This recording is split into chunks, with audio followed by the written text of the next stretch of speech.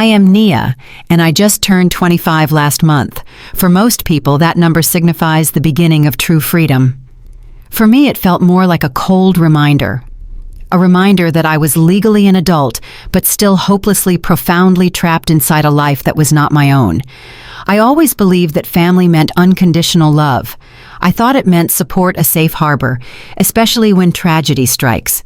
That is what every other kid in Lincoln Heights, the sprawling, affluent Chicago suburb where I grew up, seemed to have. Their lives looked so easy, so warm. Ours just looked good. From the outside, we were the perfect picture. We were the American dream rendered in brick and expensive landscaping. Marcus and Simone Duvall. You knew their names. They were the power couple of Lincoln Heights. Their faces smiled from bus stop benches and glossy magazine ads. They were the respected, self-made real estate agents who had built their glittering empire from nothing. We had the immaculate two-story house with a lawn so green it looked fake. We had the obligatory family vacations to Florida every winter, photos dutifully posted online. They attended all the right school functions. But I quickly learned they only attended the ones where other parents, their potential clients, were watching. That image was everything. It was the God my father Marcus worshipped. He was a man who had meticulously constructed his entire identity on the foundations of success and absolute control. Every aspect of our lives was curated to reflect that image. My mother Simone was his perfect partner in this performance. She was elegant, perpetually graceful, and always deferred to him. Her compliance was absolute. "Your father knows best," she would tell me whenever I questioned anything. Her voice was not comforting. It was a stuck record, a phrase worn smooth and meaningless from repetition. The problem, the secret I held in my chest for my entire life, was that the image was just a thin layer of paint. It was a beautiful, convincing facade. But I was the one who had to live inside with all the cracks. What the neighbors did not see was the echoing silence behind the facade. They did not see the piano recitals. I was 10 years old, a child lost in a stiff, expensive velvet dress my mother had chosen not because I liked it, but because it photographed well. I would sit at the grand piano, my hands shaking, and just before I played, I would scan the dark, anonymous crowd. I was searching for their faces, a desperate, childish hunt, even though my heart already knew the answer. I knew I would not find them. And I never did. My eyes would instead land on Grandpa Theo sitting alone in the back row. He was always there. He would catch my eye, smile wide, and raise two proud thumbs in the air. That was my only anchor. They did not see the humiliation of my birthday parties. My parents would arrive 2 hours late. It was a reliable cruelty.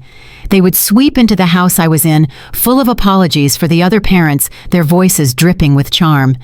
Then they would hand me an expensive, oversized gift, something an assistant had undoubtedly picked out. There was never an apology just for me. There was just the expectation that the price tag on the gift was enough to buy my forgiveness and my gratitude.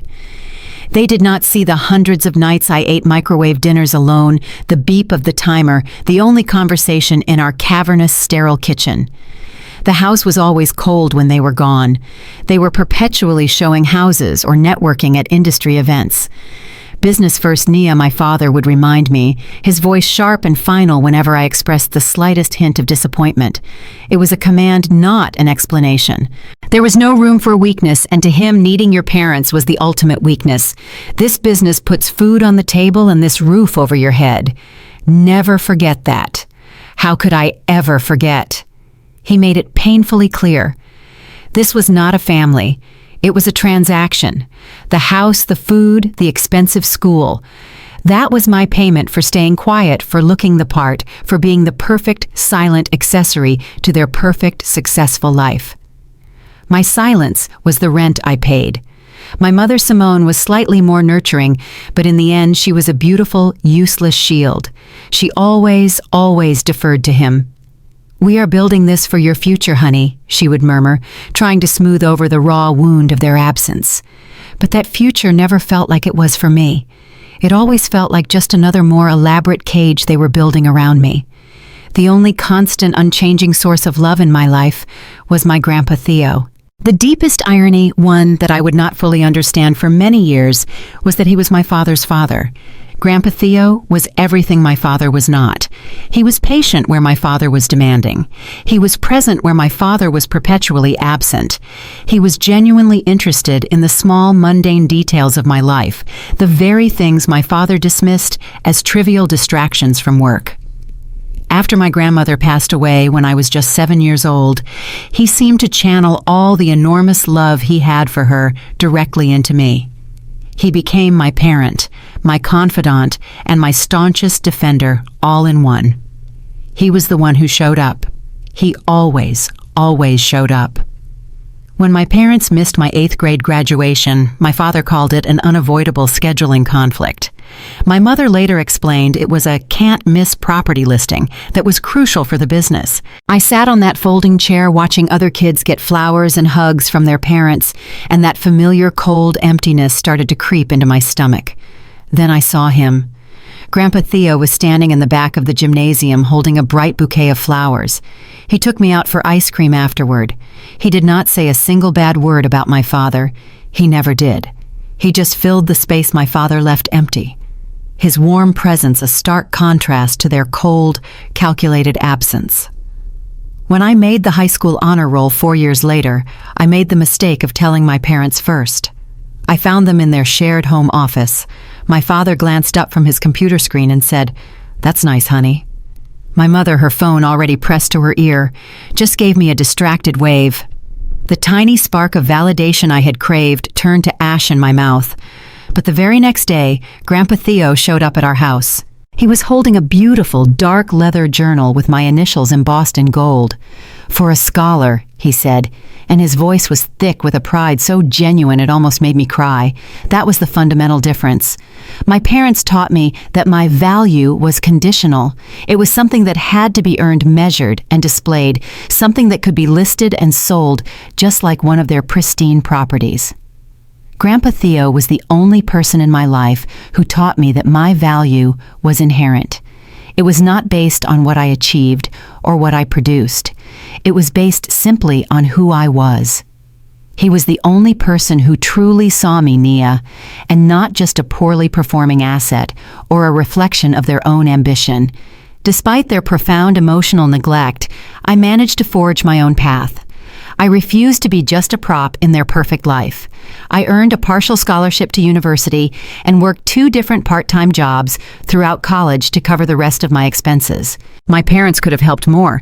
They easily had the money, but they insisted I needed to learn the value of hard work. This lecture usually came just before they left to visit the vacation condo they had just purchased, the one they rarely, if ever, used. After graduating with a degree in legal studies, I landed an entry-level position as a paralegal at a small but respected firm in Chicago. My starting salary was not impressive by any means, but I was intensely proud of securing it entirely on my own, without any family connections. My parents, in a depressingly predictable fashion, were completely underwhelmed. "Law firms are fine for experience, I suppose," my father commented dismissively when I shared the news. "But real estate is where the real money is, Nia. When you're ready to stop playing small and join a successful family business, just say the word." I never said the word. Instead, I worked harder. 3 months before the accident, I saved up enough to buy my first car. It was a used Honda Civic with 70,000 miles on it. It was nothing fancy, but it was mine. I had bought it with my own money. When I drove it to my parents' house for Sunday dinner, my father walked around it once, his expression laced with something between pity and disdain. "This," he said, tapping the hood, "is exactly why you should consider real estate. You could be driving a BMW by now." His disapproval was a constant stinging reminder that nothing I did on my own would ever be good enough. 2 weeks before the accident, I received news of a promotion at work. It was not a massive leap, but it came with a 15% raise. I was ecstatic. For one stupid, hopeful moment, I thought this would be the thing.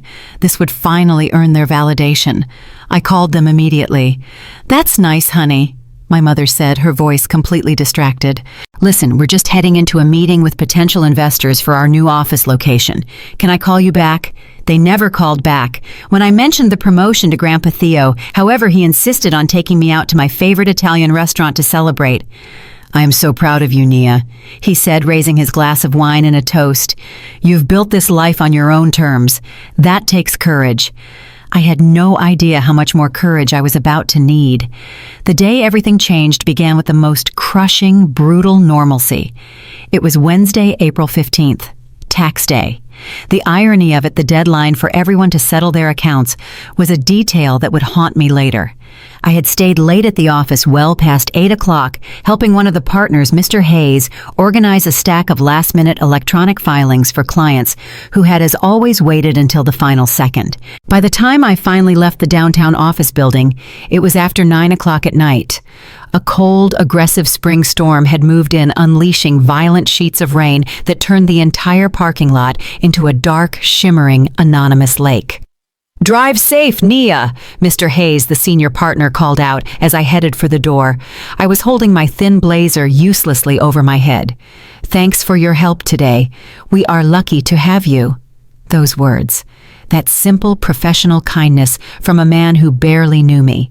It warmed me more than the thin, damp blazer ever could. I smiled, thanked him, and then made a frantic dash to my Civic, holding my work bag over my head in a futile attempt to stay even remotely dry. The storm had intensified, graduating from a downpour to a deluge by the time I merged onto the highway. The rain was not just falling, it was attacking. It was a solid wall of water, and my windshield wipers were completely overwhelmed. They were flapping frantically back and forth, a panicked, useless rhythm against the glass, but they were losing the battle. I reduced my speed, gripping the wheel until my knuckles turned white. I squinted through the deluge, keeping a careful, paranoid distance from the hazy red taillights that floated in the dark ahead of me. "Safety first, kiddo." My grandfather's calm, steady voice echoed in my head, a familiar counterpoint to the drumming chaos that was trying to peel my car from the road. I was in the center lane, focused, doing everything right. I never even saw the pickup truck, not until it was too late. Later, the police reports would show the driver's blood alcohol level was twice the legal limit. They would show he lost control, crossed the grassy, rain-soaked median at nearly 80 miles an hour. All I remember is a sudden, blinding, impossible swerve of headlights. They were not distant. They were not approaching. They were simply on me. Time stopped. That is not a cliché. It fractured. Everything slowed down and yet accelerated into an impossible, sickening speed. A horrifying, surreal fraction of a second where my brain processed exactly what was happening. The headlights were in my lane. They were not just in my lane. They were my lane. They were coming straight toward me, two giant, watery eyes of death. There was no thought. There was no time for it. There was only pure animal instinct. My arms reacted before my brain could. I wrenched my steering wheel hard to the right, a violent, desperate, useless command. It did not matter. The impact came anyway. It was not a crash in the way you think of a fender bender. It was an explosion. It was an absolute end. The sound. That is the thing that I will never forget. The sound is the thing that still wakes me up. It was not a single bang. It was a horrifying, deafening symphony of total destruction. It was the sound of metal tearing a high-pitched, guttural scream that sounded almost human. It was the sound of all the glass in my world shattering at the exact same instant, a crystalline, explosive rain. Then the airbag. A violent, suffocating, blinding explosion of white powder and a hot chemical smell that punched me in the face, stealing my breath and my vision. My car, my little Honda Civic that I had been so proud of, was no longer a car. It was a tin can being destroyed by an unseen, angry giant. It spun. Once, I saw the highway lights blur into meaningless wet streaks. Twice, my head snapped against the headrest. A third time. The nauseating spin finally mercifully stopped when the rear of the car slammed backward into the cold, unforgiving steel of the center guardrail. The second impact. Then silence. A ringing, painful silence. Then the pain. It was not a specific pain, not a "my leg hurts" or "my arm hurts." It was everything everywhere all at once. A white-hot, blinding electric agony that erupted in my chest, my left leg, my shoulder. I could not breathe. I gasped, But no air came. I tasted salt and copper. Something warm and wet trickled down my face into my left eye, blurring the fractured world outside. I tried to lift my right hand to wipe it away, but my arm would not move. It simply would not obey. The world was fading to black at the edges. The last thing I remember before losing consciousness was the sound. The violent tearing and screaming of metal was gone. It was replaced by the quiet, almost peaceful tink, tink, tink of the rain on the crumpled, steaming hood of my car. And in the far, far distance, so faint, I thought I was imagining it, the sound of sirens, growing closer, then nothing. I woke up to beeping, a steady, rhythmic, invasive beeping that seemed to be coming from inside my own skull. The next thing I registered was the smell. It was a sharp chemical coldness, hospital disinfectant. It was the smell of sickness and sterile surfaces. I tried to take a deep breath, and a blinding hot spike of pain shot through my entire chest. It felt like my lungs were made of broken glass. I gasped, which only made it worse. My eyes fluttered open. The light was too bright. Everything was white and blurry. White ceiling panels, white sheets. I could feel a heavy, strange weight on my left leg. I glanced down. It was elevated, encased in some kind of brace. I tried to move my right arm to push myself up, but nothing happened. My arm simply would not obey. A new cold panic began to rise in my throat, tasting like the chemical smell. "Ah, you're awake." A tall man in a white coat drifted into my blurry field of vision. He approached my bed holding a chart. His face was calm, professional. "I'm Dr. Elias," he said, his voice even. "You've been in an accident, Nia. You're at Chicago Memorial Hospital." My lips were cracked and dry. I tried to speak, but only a small croak came out. "How bad?" I managed to whisper. It was not a question. It was a plea. He checked the monitors that were beeping above my head, his eyes scanning the numbers. "You have 3 broken ribs, a fractured femur, a dislocated shoulder, and a concussion," he replied, listing the injuries as if he were reading a grocery list. He spoke with a chilling lack of emotion. Then he added, "There's also internal bleeding that we need to address surgically." He paused, then his expression softened just a fraction. "You're actually quite lucky. The driver who hit you didn't survive." The words hit me like another physical collision. Didn't survive. The beeping sound seemed to fade, replaced by a roaring in my ears. Someone had died. I had survived, and someone else was dead. I closed my eyes trying to process this. I tried to feel relief, to feel lucky like he said, but all I felt was a crushing, horrifying weight. A life was gone. It did not matter who was at fault. A person was dead and I was not. The police report would later show his blood alcohol level was twice the legal limit. But in that moment, that fact felt irrelevant. It did not lessen the grotesque, sickening heaviness of a life being extinguished. Dr. Elias, seeing my distress, quickly returned to the clinical. "The internal bleeding is our primary concern right now," he said, pulling my focus back to the living. "We need to get you into surgery within the next few hours." I forced my eyes open. I tried to focus, to push through the thick, cottony fog of the pain medication. "However, there's a complication," Dr. Elias said. My heart, which I did not think could possibly pound any harder, found a new, frantic, sickening rhythm. "Your medical history shows an adverse reaction to standard anesthetics." He was speaking calmly, his eyes on my chart. "It was during your wisdom tooth extraction 3 years ago." I vaguely, sickeningly remembered that. Endless days of sickness. "The alternative protocol we need to use," he continued, his voice steady, "requires family consent due to slightly higher risks." He must have seen the pure, unadulterated terror flash in my eyes, because he added almost apologetically, "It's just hospital policy." Hospital policy. A rule. A line on a form. He was waiting for an answer. "Is there someone we can call?" My throat was dry, coated in dust. "My parents," I said. The words came out automatically. They were a reflex, a conditioned response built from 25 years of societal expectation and a childhood of desperate failed hope. It was the answer I was supposed to give. It was not, I realized with a cold certainty, the answer my heart trusted. Dr. Elias nodded once satisfied, and then he was gone. He was replaced moments later by a nurse.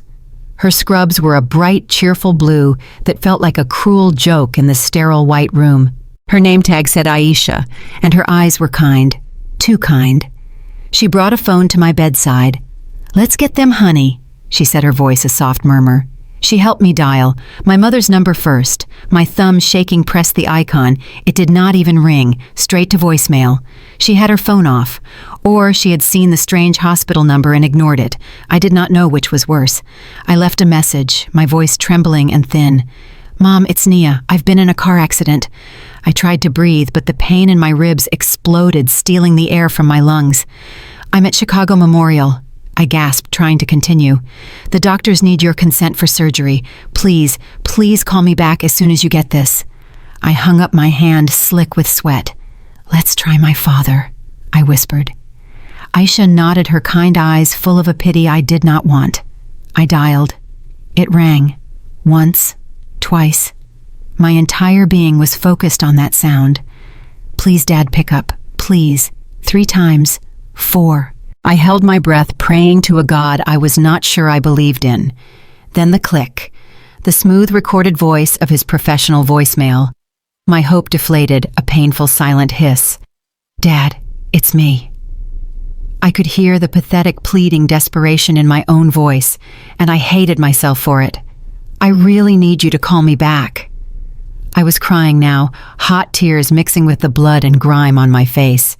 "I'm in the hospital, after a car accident. They need your consent for emergency surgery. Please just call the hospital if you get this. Please." We hung up, and we waited. An hour passed. A single hour that stretched into an agonizing, distorted eternity. The initial dose of medication they had given me in the ambulance was a distant memory. The pain was no longer a background noise. It was a searing, escalating fire. It was in my chest, my leg, my shoulder. It was everywhere. I moaned, unable to stop the sound from escaping. Aisha looked over her face, a mask of professional concern. "I'm so sorry, honey," she said, checking my IV. "They can't give you more pain medication." She saw the question in my eyes. "Not until they know which surgical protocol we're using." Because my parents would not answer the phone. Aisha helped me try again, and again. Straight to my mother's voicemail. Straight to my father's voicemail. I let my head fall back against the stiff plastic-covered pillow. I stared at the white acoustic tiles of the ceiling, counting the perforated holes. 1, 2, 3, 4. And I realized the physical pain, the agony from my shattered ribs and my broken femur was nothing. It was a dull echo compared to the familiar cold, soul-crushing dread that was rising in my chest. Delve. This was it. This was the feeling, the one I had known all my life. It was the same hollow ache I felt at every piano recital, my hands sweating, squinting from the stage lights as I desperately scanned the dark auditorium for the empty chairs that were supposed to have them in them. Delve. It was the same cold emptiness I felt at my 8th grade graduation watching Grandpa Theo walk up with flowers because my parents were in a can't-miss listing appointment. Delve. I was 10 years old, looking at an empty chair. I was 18 years old, celebrating my scholarship acceptance alone. Delve. And now I was 25 years old. I was lying in a hospital bed, literally bleeding internally, and I was still waiting for them. I was waiting for them to finally, just this once, choose me over their work, over a client, over a commission. Delve. I already knew the answer. My heart had known the answer since I was 8 years old. Delve. But I could not accept it. Not now. This was different. I tried to reason with the despair that was threatening to swallow me whole. This was not a piano recital. This was not a report card. This was surgery.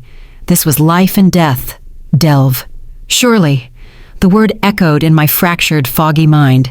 Surely this time, surely for this, they will finally show up. Delve. I looked at Aisha, my eyes stinging with tears I refused to let fall. "Please," I whispered, my voice raw and broken. "Can we try just one more time?"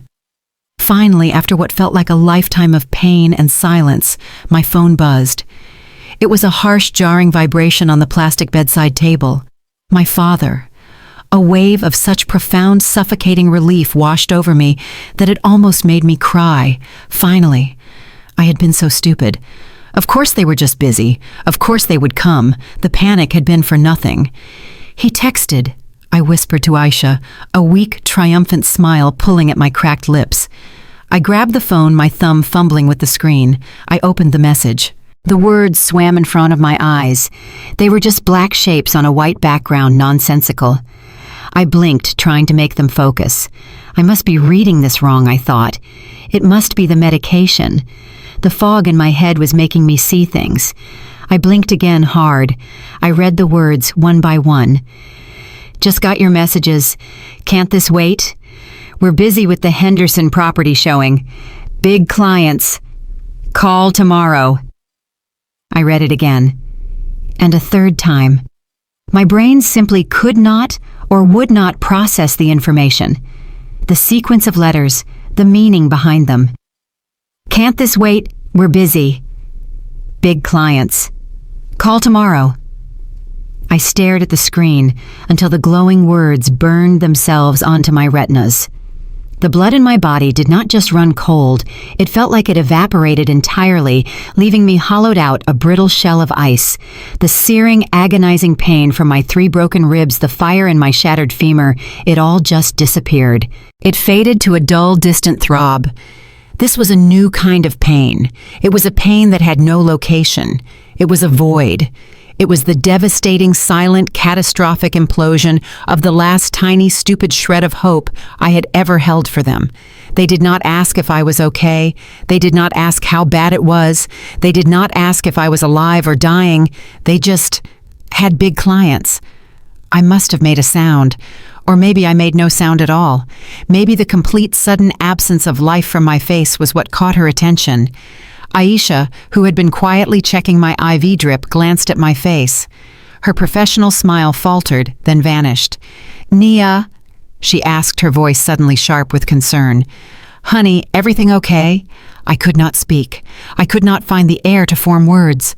My throat had closed up completely. Wordlessly, my hand shaking with a violent tremor that had nothing to do with my injuries, I held the phone out to her. She took it, her brow furrowed. She read the message. Her own professional composure, the one she had maintained, so perfectly shattered. It was a split second, barely perceptible, but I saw it. I saw the flash of pure, unadulterated shock in her eyes. It was the look of a person seeing something truly monstrous. She looked from the phone to me and back to the phone.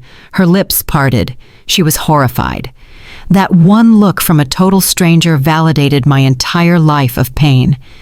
She quickly recovered her nurse's mask, snapping back into place, but her eyes were different now. They were harder tinged with a cold anger that was not there before. She squeezed my good hand, her grip firm and grounding. Let me go get the social worker, she said, her voice quiet, but leaving no room for argument. A wild, desperate panic seized me. I had to try one more time. I had to make them understand. My good hand fumbled with the phone, the screen slick with my own sweat. I typed using what little strength I had left to capitalize the words. Dad, I need emergency surgery. The doctors need consent now. Please come to Chicago Memorial. I stared at the delivered receipt, my heart hammering against my fractured ribs. The response came 3 minutes later. 3 agonizing minutes. We've got back-to-back showings all day. Your mother says take whatever medication they recommend. We'll try to stop by this weekend. This weekend. The words echoed in the sterile silence of the room, meaningless and monstrous. This weekend. My emergency surgery, my internal bleeding, my broken body, all of it. It could wait until the weekend. That is the moment I finally broke. The dam of denial I had spent 25 years meticulously building did not just crack, it vaporized. The physical pain from the crash, the shock of the accident, the agonizing throb in my leg, it was all nothing compared to this. This was the ultimate final betrayal. I was not their daughter. I was an inconvenience. Hot, uncontrollable tears streamed down my face, stinging the cuts I did not know I had. Harsh, painful, ugly sobs tore themselves from my throat. The sound was ripped from me, and each gasp for air sent a fresh explosion of agony through my broken ribs. But I could not stop. I clutched the phone, the screen still glowing with their casual, devastating dismissal. They would not even call. They would not pick up the phone. They would not leave their big clients. They had looked at the potential death of their only child and weighed it against a real estate commission. And they had chosen the commission. Aisha returned while I was still choking on my own sobs. She was not alone. She was with a calm older woman in professional clothes who introduced herself as Ms. Evelyn, the hospital social worker. They both just stood there for a moment. They witnessed my complete humiliating and total unraveling. They saw me, a 25-year-old woman clutching a cell phone and crying for the parents who had just confirmed I was worth less than a property showing. Ms. Evelyn, the social worker, waited until my ragged sobs quieted into exhausted, silent tears. She pulled a tissue from the box on the bedside table and handed it to me. "Naya," she asked gently, her voice incredibly calm in the midst of my chaos. "Is there anyone else we can call?" She leaned in, her gaze steady and kind. "Another relative, someone who might be able to come and sign the consent forms for you." My throat was raw, and my voice was just a broken whisper. "Yes," I managed to say. "There is one." There was only one. Through the fog of pain and the haze of betrayal, I gave them the only number that had ever meant safety. I gave them Grandpa Theo's number. Miss Evelyn nodded, a small professional smile touching her lips, and she stepped out of the room to make the call. Aisha, the nurse, stayed with me. She did not say, "It will be okay." She did not offer any empty platitudes. She just stayed a quiet, solid presence that kept me from floating away completely. After a few minutes that felt like an eternity, Ms. Evelyn returned. Her expression was different now. It was softer, tinged with relief. "He's on his way," she reported, and her voice was warm. "He said he'll be here within the hour." I almost sobbed again. Grandpa Theo lived 45 miles away in a western suburb. He was 74 years old, and the rain, I could still hear it lashing against the hospital window, was a torrential downpour. Within the hour seemed impossible. It sounded like a kind lie a social worker would tell a hysterical patient. He arrived at the hospital in just under 50 minutes. There was no casual entrance. The heavy doors to my emergency bay swung open with a whoosh. He did not walk. He rushed to my bedside. He was not wearing a pressed business suit. He was not dressed for big clients. He was wearing an old faded flannel shirt and a pair of jeans, his silver hair completely disheveled and sticking up in several places. He looked like a man who had thrown on the first things he could find. He looked like a man who had dropped everything. He did not see the doctors, the nurses, or the machines. He only saw me. His face, usually so calm and cheerful, was a roadmap of pure, unfiltered worry. "Nia," he said, his voice rough with emotion. He took my one good hand, my right hand, and wrapped it in both of his weathered, warm ones. "My dear girl." Those 3 words, "my dear girl," they contained more genuine, unconditional, present love than I had heard from my parents in 25 years. The dam broke all over again. I started crying, but these were not the cold, agonizing tears of betrayal. These were hot tears of profound relief. He was here. He came. Dr. Elias returned. Grandpa Theo, his hand still holding mine, did not panic. He simply got to work. He listened intently, his gaze sharp and focused, as the doctor explained my internal bleeding, the fractured femur, the risks of the anesthesia. He was not intimidated by the medical jargon. He asked sharp, relevant questions. Questions about recovery time. Questions about aftercare. Questions I had been too shocked and hurt to even consider. When they finally presented him with the consent forms on a clipboard, he did not just sign.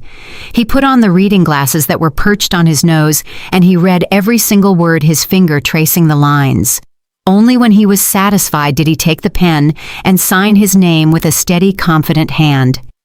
As they began to unhook the brakes on my bed, preparing to take me to surgery, he leaned down.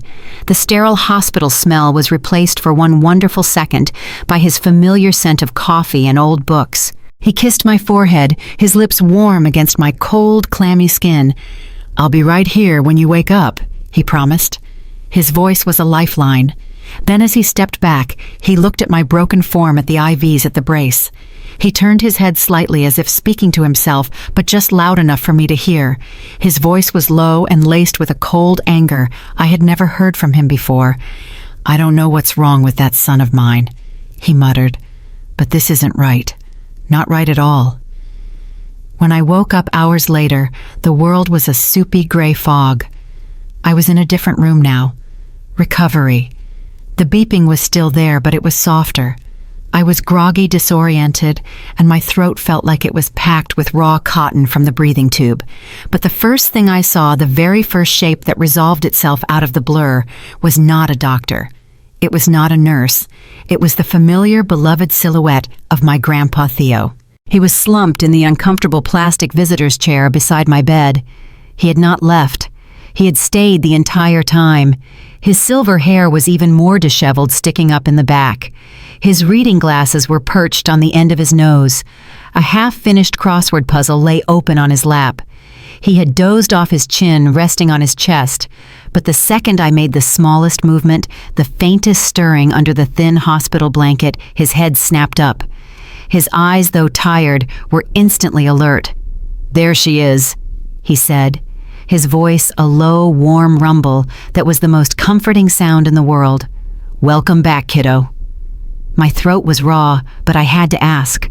The last flicker of that stupid, stubborn hope was still there. "My parents," I croaked the word, scraping its way out. A shadow crossed his face. It was not anger. It was a deep, profound sadness. "I called them Nia," he said quietly, his eyes holding mine. "I left messages. I let them know you were in surgery and that you were on your way to recovery." He paused. "They haven't returned my calls yet." Another disappointment. It settled over me, heavy and cold. I closed my eyes just for a second, absorbing yet another cut. When I opened them, he was watching me with so much compassion that I thought I might cry again. "The doctor says everything went well," he said, clearly his voice firm, pulling me back to the positive, to the now. "They stopped the bleeding. They set your leg properly. You're going to make a full recovery." Over the next 5 days in the hospital, Grandpa Theo became a fixture in that room. He brought homemade chicken soup in a thermos, insisting hospital food won't help anyone heal. He went to my apartment, got a key from my neighbor Chloe, and brought back my own fresh pajamas and my favorite blanket. He sat with me through painful dressing changes and distracted me with stories from his youth during agonizing physical therapy sessions. My parents finally sent a text, not to Grandpa Theo, to me. It arrived on day 2. I stared at the bright, impersonal message. "Hope you're feeling better. Dad's got a big listing presentation and Mom's showing 3 properties today. We'll try to visit when things slow down." They did not visit. Not that day, and not the next. Aisha, the nurse who had witnessed my complete breakdown, became a quiet ally over the next few days. She would stop by my room even when she was not assigned to me, her presence a small, solid comfort. "Your grandfather is something special," she commented quietly on the 4th day, her eyes warm. "He hasn't left this floor for more than a coffee run since you got here." On the 5th day, the reality of the outside world returned. Dr. Elias came in not alone this time. He was accompanied by Miss Evelyn, the social worker. They were here to discuss the discharge plan. "The surgery was a success, Nia," Dr. Elias explained, his tone clinical. "But your recovery is just beginning." He looked down at his chart. "You won't be able to manage stairs for at least 6 weeks, maybe 8. He looked up at me, his gaze direct. "Your apartment building doesn't have an elevator, correct?" I just nodded, my stomach tightening. My 3rd floor walk-up, my small sanctuary of independence. It was, I realized with a fresh wave of despair, now completely inaccessible.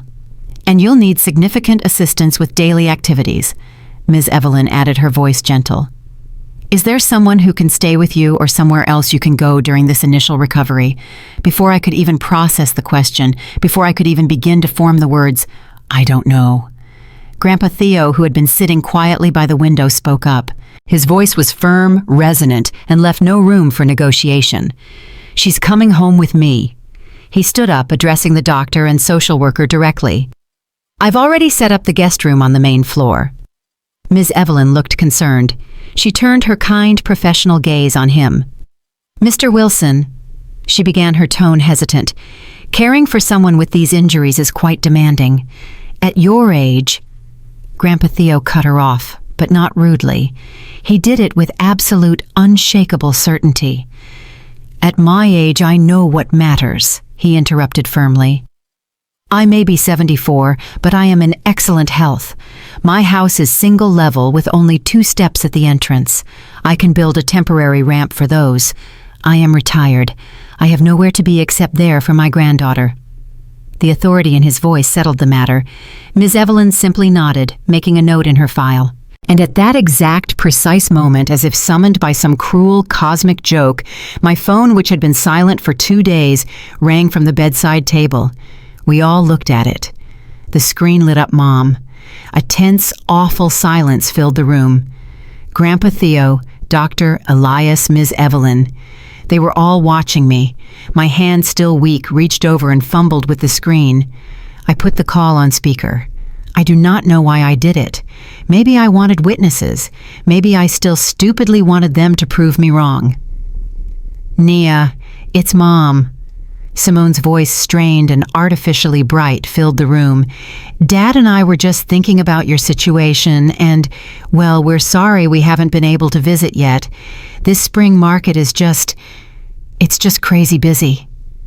"No, how are you?" "No. Did the surgery go well?" "Just excuses." I looked at my grandpa. His face was granite. "The doctor says I need somewhere to recover," I said, fighting to keep my voice flat and steady. "I can't go back to my apartment." "Because of the stairs." A pause. It was a long, terrible silence. Then I heard her muffled voice speaking to my father in the background. I could not make out the words, just the anxious, whispering tones. She came back on the line. "Oh, well, honey, you know our schedule is just so unpredictable right now with showings and open houses. And the guest room, it's just full of staging furniture right now for the Henderson property. We're just not set up to accommodate someone with medical needs." The cold, hollow feeling I knew so well returned, but this time it was not followed by tears. It was followed by a strange, quiet clarity. "It's fine," I said, surprising myself with how little it hurt this time. "Grandpa has offered to let me stay with him." The relief in her voice was immediate. It was audible. It was sickening. "Oh," she gasped, the fake brightness now genuine. "Oh, well, that's probably for the best then. That makes perfect sense." She was almost giddy. "Dad says to tell you we'll try to visit on Sunday, if the open house wraps up early enough." She hung up. They did not visit that Sunday. Moving into Grandpa Theo's small brick ranch house was not like coming home. It was like stepping out of a lifelong blizzard and into a warm embrace. It was the first time I had felt that kind of uncomplicated, unconditional warmth in years, maybe ever. He had meant every word he said at the hospital. He had transformed his spare guest room, a room that still smelled faintly of my grandmother's cedar and old books, into a complete recovery haven. He had moved his own larger television from the living room in for me. There was a small, humming mini refrigerator on the floor, stocked with bottles of water and juice, so I would not have to ask for anything. He had, even in a gesture that made my throat tighten, placed a small, polished silver bell on the nightstand. "For emergencies only." He'd set his eyes twinkling as he helped me settle in. "But don't you dare hesitate to use it if you need me." Our days fell into a new, gentle rhythm. It was a rhythm dictated by healing, not by commerce or client demands. Mornings began with Grandpa Theo bringing me breakfast on a tray, always with a lecture about needing protein to heal these bones. Afternoons were for Devon, the physical therapist who came to the house. His visits were a necessary agony, pushing my healing leg and shoulder to limits that left me exhausted. But Grandpa was always there with a glass of water the second Devon left. The evenings, however, were my favorite time. After dinner, which Grandpa insisted on cooking every single night, we would watch old black and white movies, the kind he said they don't make anymore. He taught me how to play gin rummy and cribbage. Games from before? You young people had phones to entertain you," he'd say, shuffling the worn deck of cards. As the first week melted into the second, in this quiet, unassuming sanctuary, I began to realize something profound. For the first time in my entire 25-year-old life, I actually felt safe. It was not the fake, brittle safety my parents worshipped. Theirs was the safety of a high credit score, a gated community, and a robust stock portfolio. It was a cold, transactional security. It was the kind of security that could and did coexist with profound emotional abandonment. This was different. This was real safety. This was the deep, quiet cellular knowledge that the person in the next room would not leave. He would not leave if a big client called. He would not abandon me if a can't-miss opportunity presented itself. He was just there. I realized with a startling, painful clarity that I had lived my entire life in a state of quiet, constant high alert. I was always braced for the next disappointment, the next cancellation, the next time I would be weighed against a business deal and be found lacking. Here in this small, simple house, surrounded by old books and the smell of fresh coffee, that constant grinding tension in my chest finally began to unwind. I could breathe. It was during one of those quiet evenings about 2 weeks into my stay. The physical pain in my leg had dulled to a persistent, manageable ache. We were sitting in the living room, the television off, the only sound the ticking of the grandfather clock in the hallway. I was working on a puzzle, and he was just watching me, his expression thoughtful. Finally, he broke the comfortable silence, his voice quiet. Marcus was always hungry for more. I stopped my hand hovering over a puzzle piece. He had not used my father's name since that night in the hospital, even when he was just a boy. Grandpa Theo continued, his gaze distant, looking at the framed family photos on his mantel. If he got one toy, he wanted two. If his friend down the street got a new bicycle, Marcus needed a better one. It was not about the bike. It was just about having more. I recognized that pattern instantly. It was the same relentless, consuming hunger that had defined my entire childhood. The BMW instead of the Civic, the real estate empire instead of a law career. Your grandmother and I, he sighed, his voice heavy with old memories. We tried to teach him gratitude. We tried to teach him to appreciate what he had, rather than always looking to the next thing. He shook his head slightly, but some lessons just do not take. He paused, his eyes finding a picture of my parents on their wedding day, young and smiling. When he met your mother, Simone, I thought maybe she would balance him. She was so grounded then. Instead, she just adopted his values. She got swept up in the hunger. A question I had held inside me for years finally bubbled to the surface, raw and painful. Why did you never say anything? I asked, my voice small. About how they treated me. His sad eyes met mine. Oh, Nia, he said, his voice thick with regret. I did. In the early years, I tried. I told Marcus he was missing what mattered most. I told him he was building a house with no foundation. He looked down at his hands. He accused me of trying to run his life. He told me I was just jealous of his success, that I did not understand the new world. He shook his head again, a gesture of old settled defeat. After a while, I realized that confronting him only made him dig his heels in harder. It just pushed him further away. So I stopped trying to parent my son, and I focused on being there for you instead.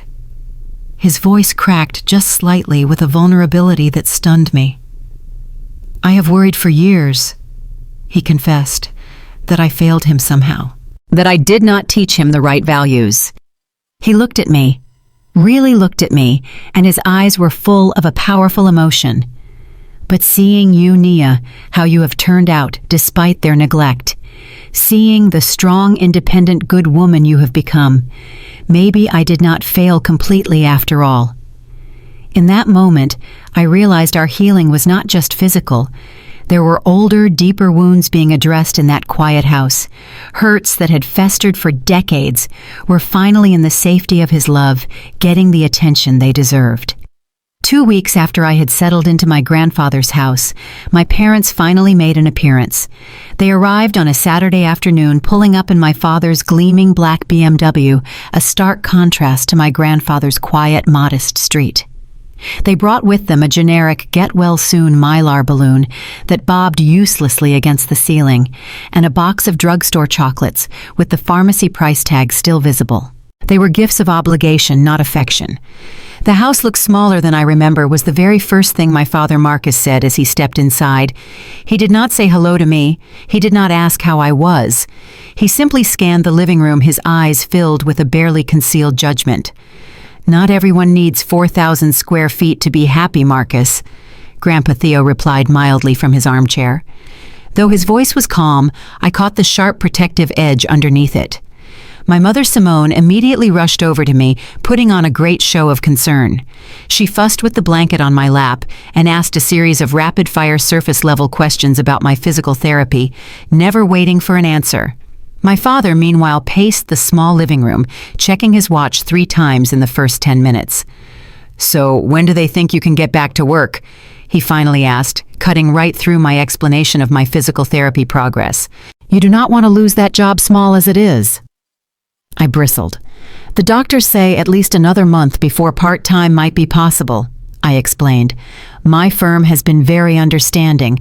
They're holding my position." "A month."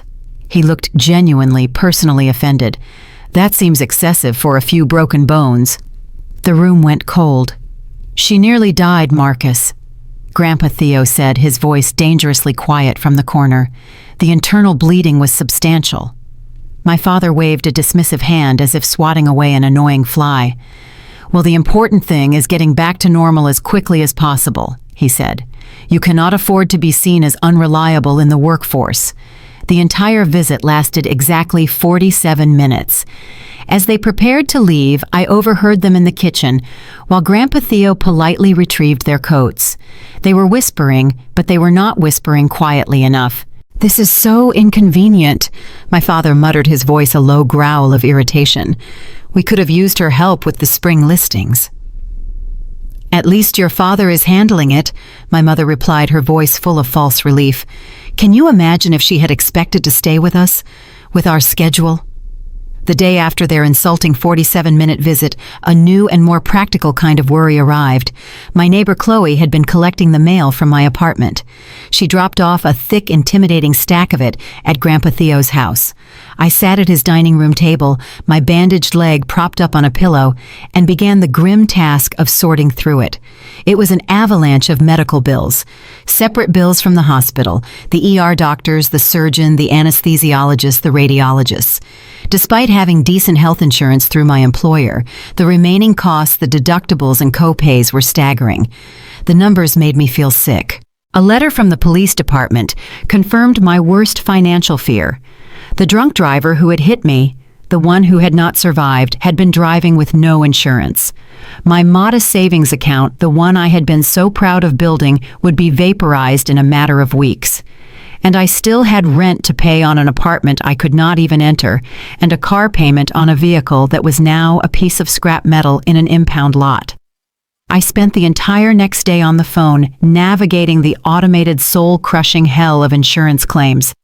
I was on a call with my own auto insurance company, trying to understand my uninsured motorist coverage, when the representative said something that made my blood stop. "Well, ma'am," the woman said, her voice bored, "it looks like we've already had several communications with your father regarding the settlement options." The room tilted. "I'm sorry," I said, my voice thin. "What communications?" "According to our notes," she said, and I could hear the clacking of her keyboard, "your parents, Marcus and Simone Duval, contacted us 3 days after the accident. They were inquiring about how the settlement funds would be dispersed." She paused. "As the financial proxies on your policy." The phone felt slick and cold in my hand. "The what?" I interrupted. "Financial proxies." I had never ever listed them as that. I had not even known that was a term. "Yes," the representative said, a note of impatience in her voice. "They're listed right here, secondary contacts and financial proxies. It looks like this was authorized approximately 2 years ago." 2 years ago. The memory hit me with the force of a physical blow. 2 years ago, when I had just started my job at the law firm, my father had insisted on helping me set up my new benefits package. I remembered it so clearly. I had been sitting at their kitchen counter, overwhelmed by the stack of paperwork. He had sat next to me, sighing as if I were a child. He'd said it was all very complicated and that I would not understand the nuances. He offered to walk me through it, pointing at lines and telling me where to sign. I had been grateful. I had been so naive. I had trusted him. I had trusted my own father to help me. I realized with a nauseating, horrifying certainty that he had slipped that form in. He had made me sign something, or perhaps he had just checked a box online, giving him and my mother control. He had installed a financial backdoor into my life, and he had done it 2 years ago, just waiting for an opportunity to use it. With shaking hands, I made more calls. It was all true. They had been in regular contact with both my health and auto insurance companies. They were positioning themselves to manage and likely receive any and all payouts from my accident. The final sickening discovery came when I called my apartment building's management office. They had contacted them too. They had inquired about the penalties for terminating Nia's lease, given the circumstances. They were not just trying to help. They were trying to erase my life. I hung up the phone, my hand shaking so violently, I dropped the receiver onto the dining room table. It clattered loudly in the quiet room. "Grandpa," I said, my voice sounding distant and strange. "Chloe." He looked up from his newspaper, his face instantly alarmed by my tone. "Yesterday," I struggled to explain the realization, making it hard to breathe. "When Chloe brought the mail, she also brought that small file box, the gray one. I asked her to grab it from my apartment closet. Did you bring it in?" He nodded, already moving toward the guest room. "It is on the dresser," he said. "Nia, what is wrong?" "Please," I whispered, "just bring it here." He placed the small gray plastic file box on the table in front of me. My heart was pounding a sick, heavy thud against my broken ribs. I fumbled with the latch, my fingers clumsy and weak. I lifted the lid. It was just my old employment papers, warranties, and tax documents from the last few years. I pushed through the hanging folders, my hands trembling, and then I saw it. A single manila folder labeled in my own handwriting, "New Job Benefits," dated 2 years ago. My breath caught in my throat. I pulled the entire folder out. Inside was the original thick packet of benefits enrollment forms from when I first started at the firm. I remembered this. I remembered being overwhelmed. I paged through the glossy brochures, the dental plan, the vision plan, the retirement plan, information, and then I found it. Tucked near the very back, a single pale yellow carbon copy page that I had never ever noticed before, a page I had no memory of. The header was simple, clinical, and utterly devastating. Financial proxy authorization form. I just stared at it. I did not remember this page. I did not remember this conversation. I looked down at the signature line at the bottom. My name, Nia Duval, was scrawled on the line. Was it my signature? It looked like it. Maybe. Or maybe it was just a quick, careless signature I had made when my father was rushing me, tapping his pen, telling me to just sign here, and here it is all standard. Or maybe it was not my signature at all. In the end, I realized it did not matter. I looked at the page, the physical, tangible proof in my hands. The intent was suddenly terrifyingly, brutally clear. This was not help. This was not looking out for me. This was not protection. This was control. This was a calculated, deliberate move. 2 years ago, they had installed a secret back door into my financial life, with the pale yellow form sitting on the dining room table in front of me. A tangible, physical piece of evidence of their 2-year-long deception. A new cold clarity settled over me. The shaking in my hands stopped. The tears dried. All that was left was a quiet, frozen, and absolute resolve. I picked up my phone. I dialed my father's number.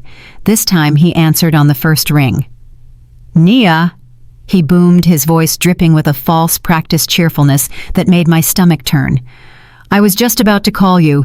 Great news on the insurance front.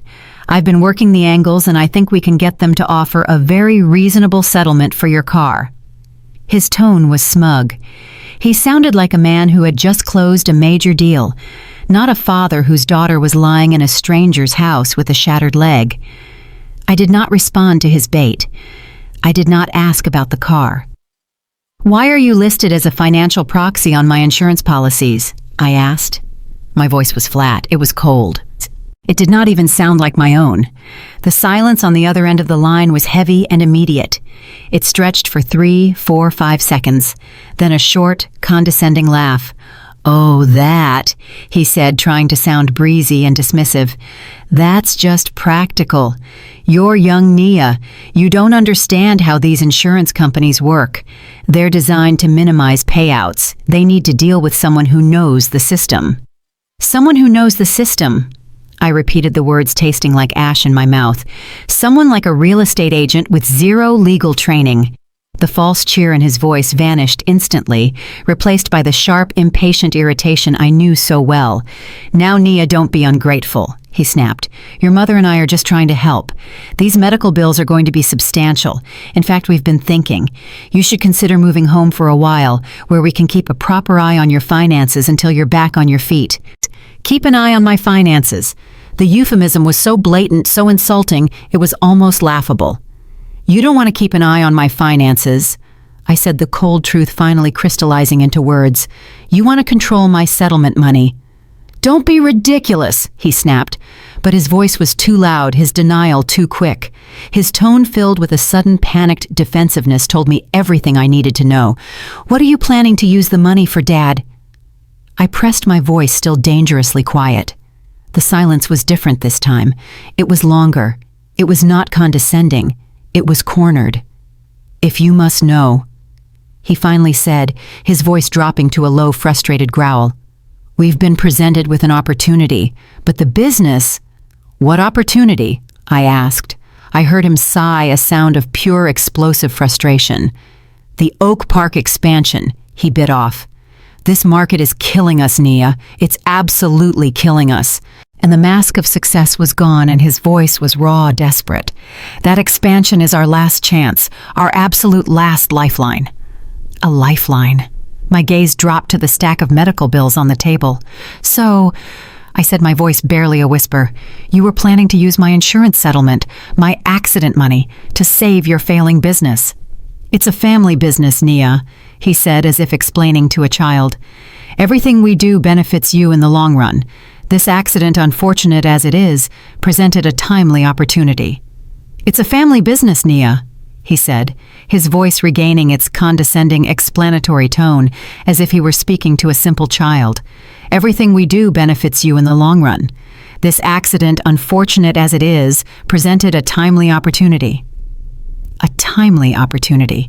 The words just hung there in the silence between our two houses. He had said it. He had actually put the monstrous, unspoken truth into a neat corporate phrase. And when he said that the fog of my entire life, 25 years of it, vaporized, it did not just lift, it was obliterated. 25 years of making excuses for them. 25 years of staring at empty chairs at recitals and graduations. 25 years of broken hopes and deferred grief and desperately trying to earn a love that was never available. It all vanished. In that one horrifying, clarifying second, I finally saw the truth. I was not his daughter. I was collateral. I was not family. I was an asset. I was a line item in his failing business. I was a timely opportunity. I did not say another word. I did not scream. I did not argue. I did not say goodbye. I simply pressed the red end call button on my phone. I sat there on Grandpa Theo's sofa, my broken leg propped up on the pillows, and I sobbed. But these were not the tears I had shed in the hospital. These were not the hot, painful, broken tears of betrayal or grief. These were different. They were cold. They were sharp. These were the tears of pure, unadulterated rage. They were the tears of terrible final clarity. Grandpa Theo found me there curled in on myself despite the pain it caused my healing bones. "Naya, what happened?" he asked, alarmed by the new cold fury in my state. Through broken, clipped sentences, I explained. I told him about the proxy form. I told him about the lifeline. I told him about the timely opportunity. With every word I spoke, his kind, weathered face grew more thunderous until I barely recognized the gentle man in front of me. When I finished, he was silent for a moment, his jaw set. "This ends now," he said, his voice quiet, but filled with a determination I had never heard. "Tomorrow we call my old friend Mr. Gideon. He's a lawyer." I looked back at him, the rage having burned away the last of my tears. I nodded. I was ready. Mr. Gideon arrived at Grandpa Theo's house at exactly 10 o'clock the next morning. He was not what I had expected. He was tall and distinguished, with a head of thick silver hair and the sharpest, most assessing eyes I had ever seen. He carried a worn, expensive leather briefcase and moved with a quiet, deliberate energy. Though Grandpa Theo had said he was retired, Mr. Gideon looked like a man who had not stopped working a day in his life.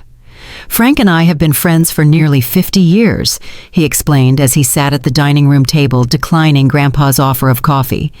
His voice was a calm, steady baritone that commanded the room.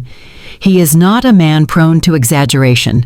When he called me last night, I knew it was serious."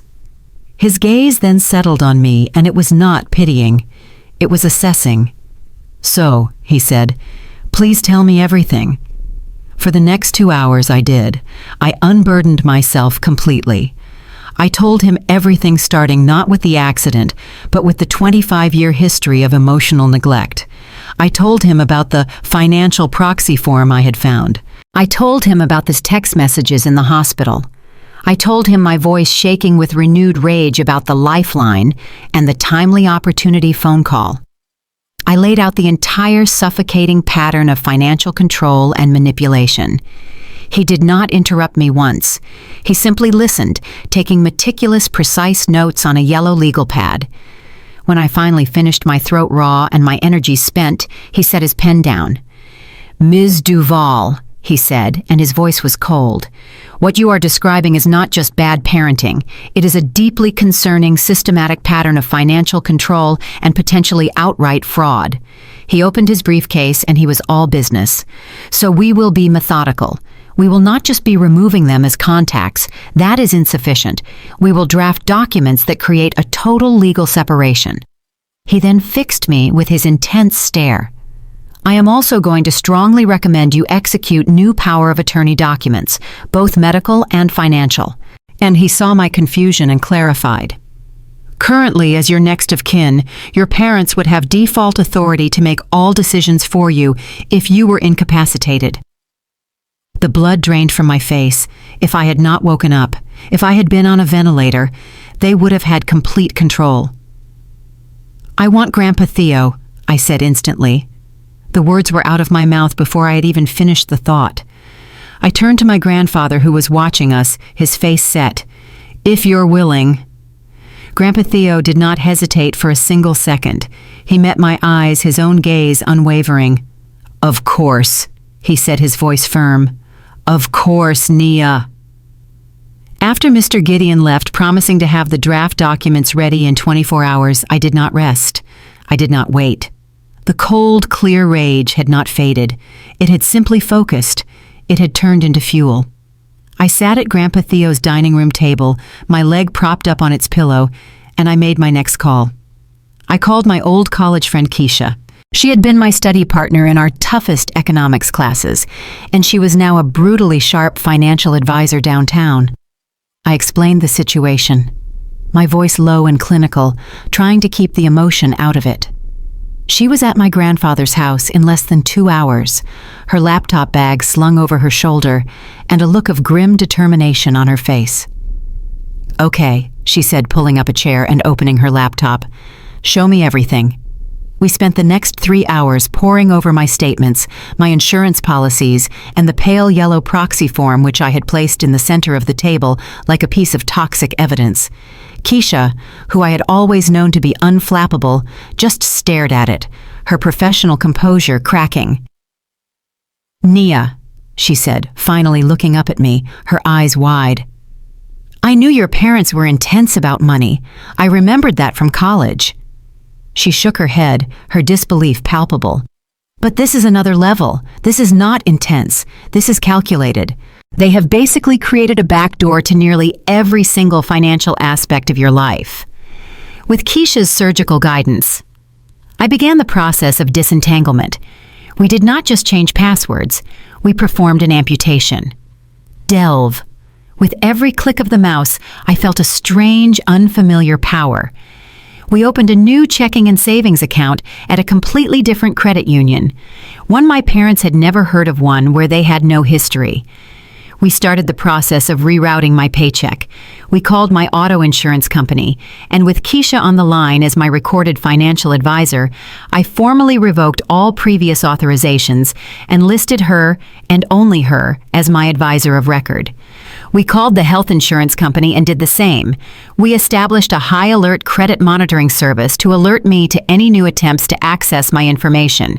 Each step was an act of defiance. Each form I signed was a declaration. My signature, which my father had so easily co-opted 2 years ago, now felt heavy. It felt powerful. It felt mine. I was 25 years old, and for the very first time in my entire life, I felt like I was actually in control of my own finances.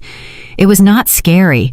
It was not overwhelming. It was, I realized with a sudden sharp intake of breath, absolutely and utterly liberating.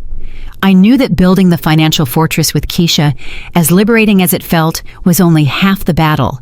It was the practical part. It was the what. But I was still left choking on the why. I still had 25 years of emotional wreckage to sort through, and I knew I could not do it alone. Ms. Evelyn, the kind, clear-eyed social worker from the hospital, had given me a name before I was discharged. She had recommended a therapist, a Dr. Imani, who specialized in complex family trauma. Because I was still not mobile enough to travel, Dr. Imani began weekly sessions at Grandpa Theo's house. The living room, which had become my sanctuary, now also became my confessional. She was a calm, grounded presence, and unlike Mr. Gideon, her focus was not on the legalities, but on the deep foundational wounds.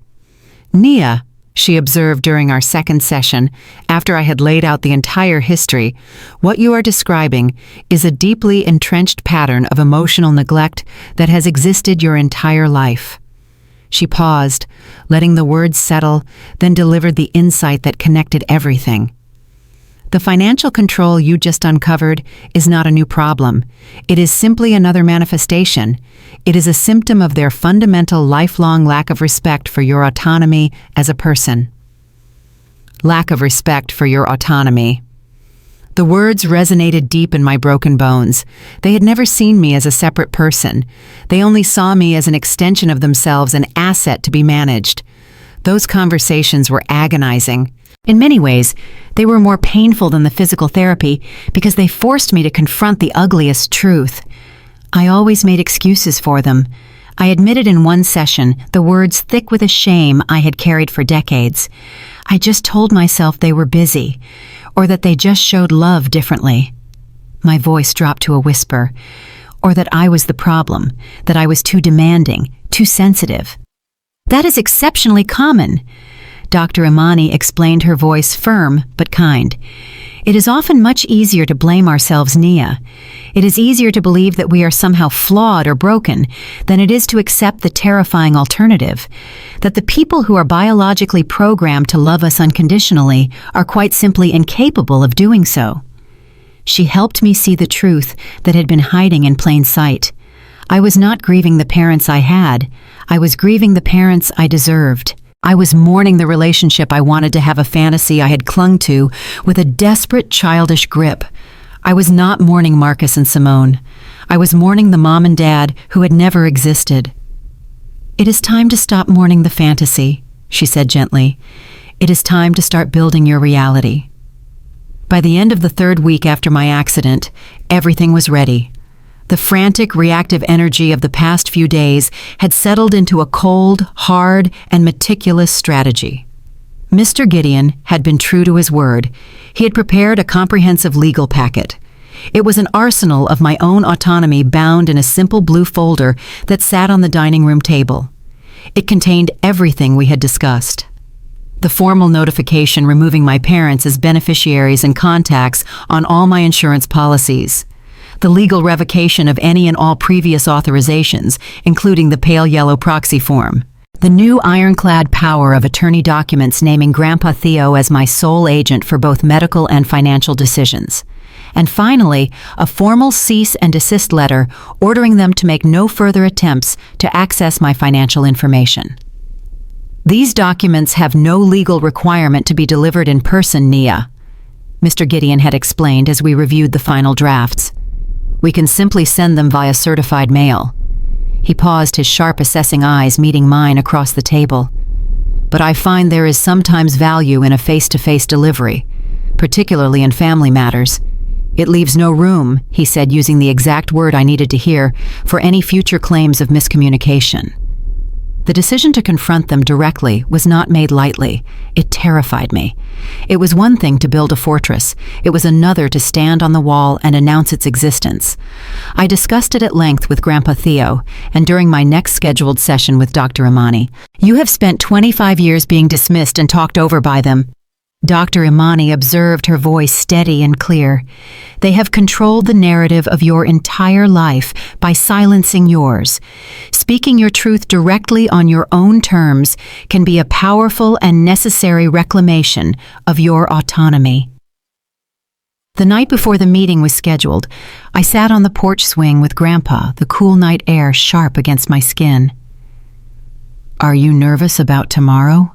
he asked quietly into the darkness. Terrified. I admitted, my voice small but honest. But also, I searched for the right word. Relieved.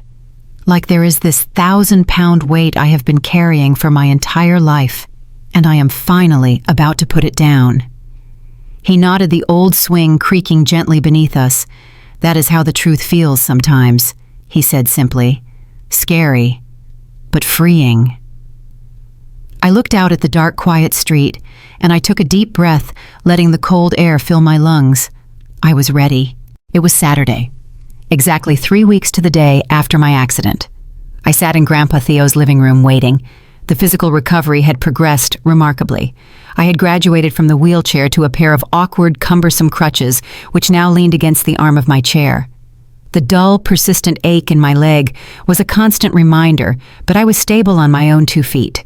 The blue folder that held my Declaration of Independence sat on the coffee table. It looked so thin, so harmless. Mr. Gideon had arrived 30 minutes early, just as he had promised. He reviewed the procedure one last time, his sharp, assessing eyes meeting mine. "Remember, Nia," he reminded me, his voice a calm, steadying baritone. "You are not asking for their permission. You are notifying them of decisions that have already been made. Stay calm, be direct." Grandpa Theo had arranged the furniture. The setup was not accidental. It was strategic. I was seated in a solid, high-backed armchair facing the entryway. My grandfather and Mr. Gideon were positioned slightly behind me, one on either side, like solid, unmovable pillars. It was a physical, visible representation of the support I now had. When the doorbell rang at exactly 2 o'clock, my heart, which had been beating a nervous rhythm, leaped into my throat. It hammered against my broken ribs, a painful, frantic bird in a cage.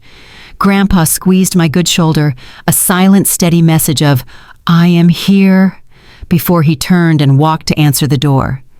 I heard my father's voice first. It was loud, impatient, and already dripping with irritation before he had even stepped inside. "Dad, this formal meeting seems completely unnecessary," he boomed. "If Nia needs to discuss something, a simple phone call would have sufficed." Some conversations deserve more respect than a phone call, Marcus. Grandpa Theo's reply was neutral, but it was as firm and unyielding as granite. They entered the living room. They did not just walk in. They swept in, bringing a cold draft of entitlement and arrogance with them. They moved with the confident, practiced air of people who were accustomed to controlling every room they entered. My father, Marcus, was wearing his weekend business attire, a crisp polo shirt with his real estate company's logo embroidered on the chest. My mother, Simone, was dressed more formally in a sharp blazer and pencil skirt, as if she were attending a property closing, not visiting her daughter who was recovering from a near-fatal accident. Their expression so confident a moment before shifted instantly when they saw Mr. Gideon. They both stopped. My mother's practiced placid smile faltered. My father's eyes narrowed with immediate calculating suspicion. He ignored the lawyer and looked straight at me, his gaze cold. "What's this about?" he demanded. "This is Mr. Gideon," I replied. I was immensely proud of how steady my voice sounded. "He is an attorney and my grandfather's friend. Please sit down." They exchanged a quick, uncertain glance, a brief crack in their unified, polished facade. Then they sat, perching stiffly on the sofa opposite me. Neither of them had asked me how I was feeling. Neither of them commented on the fact that I was on crutches and not in a wheelchair. They just sat silent, waiting to manage the new problem. My father Marcus broke the tense silence first. He did not look at me. He looked at Mr. Gideon, his eyes raking him up and down, and then he looked back at me. A tight, humorless, and utterly condescending smile twisted his lips.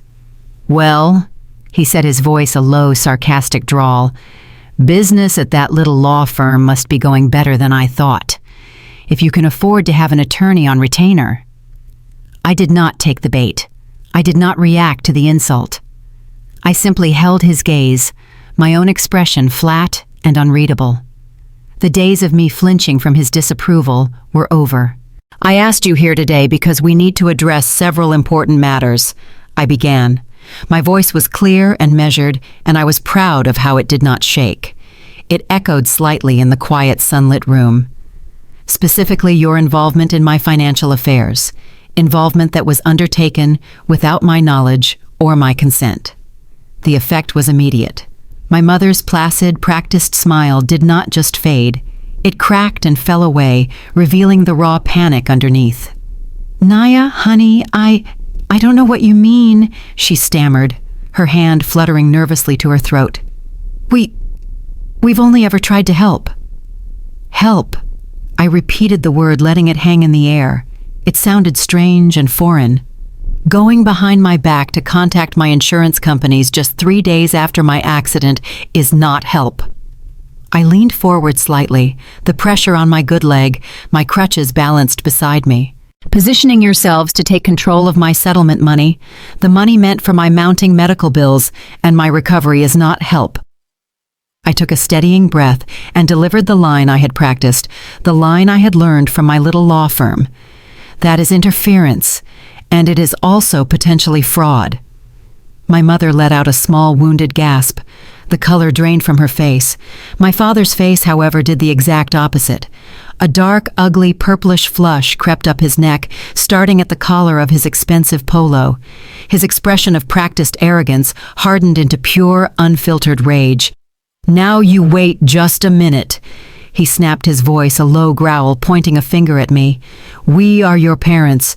As your parents, we have—" "As my parents," I interrupted. The word, sharp and clean, sliced right through his sentence, silencing him. I was as surprised as he was by the sudden cold steel in my own voice. I had never, not once in 25 years, interrupted him. "As my parents, you were supposed to support me." My voice grew stronger. "You were supposed to protect me."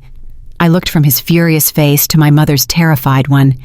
"Instead, you have consistently, for my entire life, put your own interests first. And never ever more clearly than 3 weeks ago, when you refused to come to the hospital when I nearly died." The brutal, unvarnished truth of the statement landed like a physical blow. It sucked all the oxygen from the room. They were both momentarily completely stunned into silence. They stared at me not as their daughter, but as a hostile stranger who had just spoken an alien language. My mother Simone recovered first, her eyes wide and panicked, trying to find her footing. "Naya, we had commitments," she began, her voice a pathetic, high-pitched whine. "Property showings." I finished for her, my voice now devoid of all emotion, a flat, dead calm. "I remember." I turned my gaze from her, locking it directly onto my father. "Can't this wait? We're busy." I let his own monstrous words hang in the air between us. "Those were your words, your exact words, while I was in an emergency room, while I was waiting for consent for surgery." My father shifted on the sofa, his arrogance finally cracking, revealing the deeply uncomfortable man beneath. He scoffed, trying to regain his footing, to regain control. "You're taking that completely out of context," he blustered. "We didn't realize—" "It doesn't matter what you realized," I said, my voice final. "What matters is what you did, or rather what you didn't do, and it doesn't matter because it's part of a pattern that has existed for my entire life, and today that pattern ends." I reached for the thin, unassuming blue folder on the coffee table. My hand was perfectly steady. I did not toss it. I did not throw it. I slid it, a calm, deliberate motion across the polished wood. It stopped directly in front of them. "These documents," I said, my voice as calm and flat as the surface of the table, "formalize the separation of our financial affairs." My father stared at the folder as if it were a snake refusing to touch it. My mother, however, could not look away from it. I continued addressing the folder, addressing the room, addressing the 25 years of silence. "They remove you both effective immediately as beneficiaries and contacts on all of my insurance policies, all of my bank accounts, and all of my legal matters." My father's face, which had been flushed, was now turning a deeper, alarming shade of crimson. "They legally revoke any and all previous authorizations you may have had, including the financial proxy form you had me sign 2 years ago under false pretenses." My mother let out a small strangled sound, her hand flying to her mouth. "And finally," I said, taking a quiet, steadying breath, "they name Grandpa Theo as my sole and official power of attorney. He will make all medical and all financial decisions on my behalf should I become incapacitated in the future."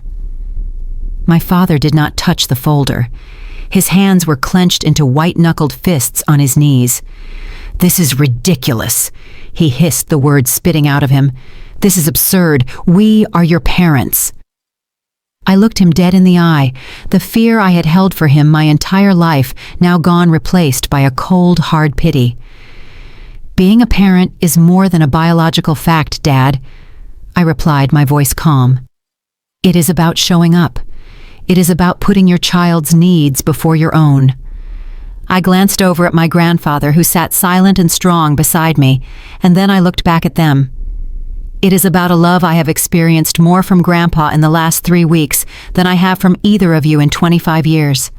My mother's eyes, which had been wide with panic, now filled with tears. They spilled over, ruining her perfect makeup. "Nia," she whispered, her voice trembling. "You cannot mean that. You cannot. Everything we have ever done, it has been for you, for your future." "No," I said. The word was not angry. It was not loud. It was just a simple, final, devastating truth. I said it gently but firmly, with the cold clarity of a surgeon. "No, Mom. It has been for yourselves. Everything has always been for yourselves." I let the final terrible truth land. Even this, even my accident, it became just another opportunity for your business. You saw my tragedy, my near death, as a financial windfall for yourselves. My father stood up abruptly. The motion was so sudden and so violent that it nearly overturned the heavy wooden coffee table. "I will not," he snarled, his voice a low, dangerous growl, "sit here and be accused by my own daughter." His face was a mask of pure, unadulterated fury. He turned his rage not on me, but on the one person in the room he thought he could still intimidate. "Your grandfather has clearly poisoned you against us. This is you, isn't it, Dad? This has your fingerprints all over it." Grandpa Theo, who had remained a silent, solid, and supportive presence until this very moment, spoke. His voice was not loud, it was not angry, it was quiet, and it cut through my father's rage like a steel blade. "Marcus," he said, and my father flinched. "Your daughter nearly died." He let the words hang in the air, heavy and cold. "While you were showing houses, I was sitting in a hospital waiting room, praying she would survive surgery. While you were worried about your business, I was helping her learn to walk again." He shook his head, a slow, sad motion. "This is not about me or what I have said. This is about what you have done and what you failed to do." "Stay out of this, Dad," My father snapped, his voice cracking with a lifetime of resentment. "This has always been your problem, thinking you know better than everyone else. Well, we built a successful business without your approval or your help." "This is not about the business," I interjected. My voice was sharp, pulling the focus of the room back to where it belonged, back to me. "This is about our relationship, and it is about the boundaries I am now establishing." I pointed to the blue folder which sat between us like a judgment. "I need you to review and sign these documents acknowledging that you have received them." My father let out a short, bitter, ugly laugh. He crossed his arms over his chest, a gesture of pure, defiant arrogance. "And if we refuse?" he challenged. Mr. Gideon spoke for the very first time. His voice was calm, clinical, and completely unimpressed. "The documents will still be legally binding," he stated, looking at my father as if he were a mildly interesting specimen. "They will be filed appropriately regardless. Your signature, Mr. Duval, merely acknowledges receipt. Refusal to sign does not negate their validity. It just notes your non-compliance for the record." My father glared at Mr. Gideon, a look of pure, unadulterated hatred, before turning his fury back to me. "So this is it." He spat, his hands clenching and unclenching at his sides. "This is how you repay us." He gestured around the small, comfortable living room at me, at my grandfather. "For everything we have done, 25 years of providing for you, giving you every opportunity, building a business that could have secured your entire future, and this," he said, his voice dripping with venom, "is the thanks we get." Those were the words that had always worked. For 25 years, those were the words that had always sent me reeling back, drowning in a sea of guilt and shame. Ungrateful. It was the kill shot. It was the word that had kept me silent and obedient for my entire life. But now, sitting there holding the cold, hard truth of my own life, I recognized them for what they were. It was not an accusation. It was a tool. It was manipulation, plain and simple. And it was the last desperate weapon he had left in his arsenal. "I am not doing this to hurt you," I said, and I was surprised to find that I actually meant it. "I am doing this to protect myself. I am doing this to establish healthy boundaries." I took a breath. "I would still like to have a relationship with you both," I said, "but it needs to be one based on mutual respect." Respect. My father laughed again, that same bitter, hollow, disbelieving sound. "You ambush us. You bring in a lawyer. You sit here and accuse us of God knows what. And you have the nerve to talk about respect?" "Yes, respect," I affirmed, and my voice was gaining a strength I did not know it possessed. "The kind of respect that means you ask before making yourself a financial proxy on someone else's insurance policies. The kind of respect that means you show up at the hospital when your daughter is critically injured instead of sending a text message about your clients." My voice was quiet, but it was unwavering. It was the sound of a foundation settling. The kind of respect I have had to find elsewhere because it was never, not once, available from you. He stood there, his chest heaving, his face a mask of disbelief and rage. He was trembling. And then he finally said it, the word he had been holding back, the one he had been building up to. "You," he said, his voice dripping with a final poisonous venom, "are an ungrateful—" He cut himself off, but the word hung in the air between us. Ungrateful. It just hung there, ugly and false. "I am very grateful," I corrected him, my voice so quiet that they both had to lean in to hear it. "I am grateful to Grandpa Theo, who dropped everything in his life to drive 45 miles in a storm, to sit by my side, to feed me soup, to make me feel safe when I was terrified." My voice grew stronger, steadier. "I am grateful to my friend Chloe, who has been watering my plants and collecting my mail so I do not lose my apartment. I am grateful to a nurse named Aisha, who held my hand while I cried in the emergency room because my own parents would not answer their phone."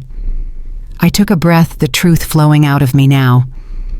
"I am grateful to my boss, Mr. Hayes, who is holding my job for me, no questions asked. I am grateful to the medical team that saved my life." I looked my father dead in the eye, and all the fear was gone. I have learned a lot about gratitude in the last 3 weeks, and I have learned about where it is truly deserved. That was the moment. That was the turning point. All the rage, all the bluster, all the arrogant, manipulative energy just deflated. It evaporated. My father stared at me. He stared at me as if he was seeing me for the very first time, not as a possession, not as an extension of his will, but as a separate, independent, and immovable person. And in that second, he knew. He knew that he had lost.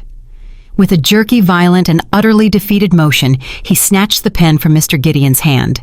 He did not read the documents. He just grabbed the blue folder, flipped to the last page of each document where Mr. Gideon had placed a small yellow sticker and scribbled his name.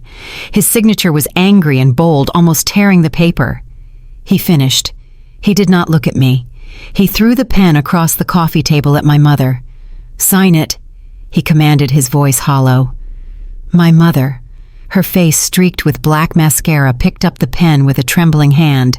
She looked at me, her eyes pleading one last pathetic time. "Nia, please," she whispered. "Do not do this. We can work through this, as a family." "Sign it, Simone," my father barked from the hallway where he was already putting on his coat. She flinched as if he had struck her, and then with tears of self-pity spilling down her cheeks, she signed. "Is this what you wanted?" my father demanded, his voice echoing from the entryway. He shoved the folder back across the table at me, a gesture of pure disgust. "To legally disown us, is this the victory you wanted?" "No," I said, and the honesty of it ached in my chest. "No, Dad, this is not what I wanted." My voice was soft again, filed with a sadness that was generations deep. What I wanted was parents who loved me enough to put me first, just once, when it mattered. I looked down at the blue folder. What I wanted was to never ever need these documents at all. But we do not always get what we want. He stood up straight, pulling his keys from his pocket. He stared at me. "I do not recognize you anymore," he said, his voice flat and dead. "This is not the daughter we raised." "Maybe that is the problem," I replied just as softly. "Maybe the daughter you raised finally realized she deserves better." "Nia, please," my mother sobbed, rising slowly to her feet, her hands outstretched. "Let's go, Simone," my father said. His voice was a terse, cold, final command. He did not look at her. He just moved toward the door. He stopped in the entryway, his hand on the doorknob. He turned back, his eyes finding mine one last time. "When you realize what a mistake this is," he said, his voice filled with a final, chilling certainty. "When you finally realize what you have thrown away, do not expect us to welcome you back with open arms. Family loyalty goes both ways." "Yes." I agreed, my voice clear and steady in the sudden heavy silence. "It does. That is precisely the point." He held my gaze for one more second, searching for the child he could control and finding only me. He turned and pulled the door open. The door closed behind them with a decisive final click. In the sudden, absolute, deafening silence, I realized my hands were shaking. The confrontation I had been dreading for days, for my entire life, was over. I had held my ground. Grandpa Theo crossed the room and sat on the arm of my chair. He wrapped one strong, warm arm gently around my shoulders. "I am so proud of you," he said simply. And for the first time in weeks, for the first time in my entire life, I felt like I could truly breathe. Mr. Gideon stayed for another 30 minutes, ensuring all the signed documents were notarized and in perfect, indisputable legal order. He packed his worn leather briefcase, shook my grandfather's hand, and then he turned to me. He took my hand, not with a lawyer's formality, but with the firm grip of an ally. "You handled that remarkably well, Nia," he said, his sharp, assessing eyes now softened with respect. "Standing up to family is often the hardest thing a person has to do." Then he was gone. The house felt strangely, profoundly peaceful after he left. The emotional toll of the confrontation, a battle I had been bracing for my entire life, combined with my still healing body, left me completely and utterly drained. That night, exhaustion caught up with me. When I finally fell asleep in the quiet guest room, it was a deeper, more restful, and more complete sleep than any night since the accident. I woke the next morning Sunday with an unfamiliar feeling. It settled over me before I even opened my eyes. It was a lightness in my chest, a stillness in my mind. It took me several moments to identify it lying there in the morning sunlight that was streaming through the curtains. It was freedom. It was the absolute, total absence of dread. "You look different today," Grandpa Theo observed. He had come in quietly, bringing our customary 2 mugs of morning coffee. He placed mine carefully on the nightstand, next to the small, silent silver bell. "You look more at peace." I smiled. It was a real, genuine smile, one that did not feel tight or pained. "I feel different," I admitted, taking the warm mug into my hands. "I feel light." I searched for the right words. Like I have finally put down something incredibly heavy, something I did not even realize I was carrying my whole life.